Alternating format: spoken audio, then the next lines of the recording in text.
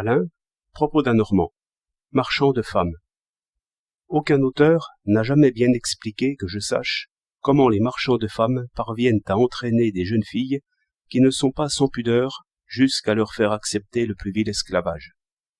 Ils commencent sans doute par de belles promesses, non pas vagues, mais très précises au contraire.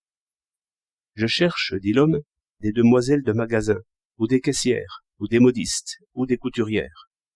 Mais, dans ce pays-là, qui dit française dit beauté et élégance.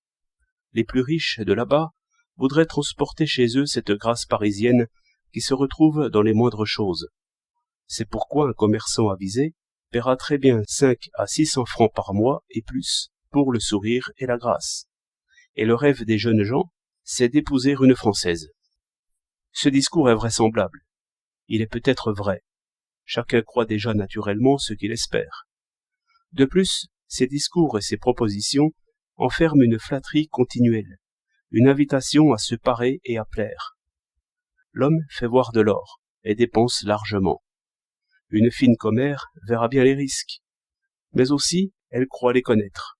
Une belle fille, depuis l'âge de 16 ans, joue avec le feu, surtout si elles sont deux, si elles font entre elles le serment de ne pas se séparer, si elles pensent à ceci qu'une jolie personne trouve des amoureux partout, c'est-à-dire des protecteurs, elles partiront. Ici, l'histoire devient obscure. D'autres femmes, déjà corrompues, s'en mêlent.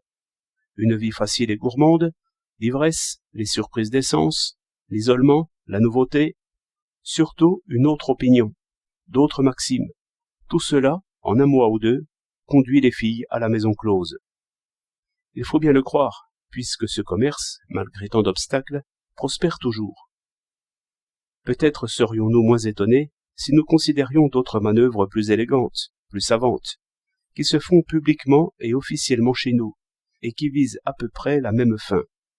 Si l'on suivait attentivement la carrière de toutes ces belles filles qui chantent ou déclament, on découvrirait les mêmes mensonges, les mêmes illusions, et à peu près la même réalité pour finir. Car la beauté n'y est considérée d'abord, dans les discours, que comme l'accessoire du talent. Les démarcheurs sont d'autant plus éloquents qu'ils croient tout ce qu'ils racontent, et souvent, en même temps, travaillent pour eux-mêmes. Ce qui est plaisant, c'est que personne n'aurait l'idée de poster des agents des mœurs à l'entrée des cours de chant et de déclamation. Personne n'aurait l'idée d'établir un service de protection à l'embarcadère, lorsque l'imprudente et curieuse petite oie abandonne la couture pour la tragédie et met le pied sur ce bateau fleuri qu'on nomme le conservatoire. Personne n'aurait l'idée de dire que ces graves chefs d'orchestre, ces graves compositeurs, ces graves académiciens occupent d'écrasantes journées à choisir les meilleures courtisanes, et qu'enfin nous payons un sous-secrétaire d'État, quand ce n'est pas un ministre, pour tenir, comme on dit, la chandelle. 16 juillet 1913.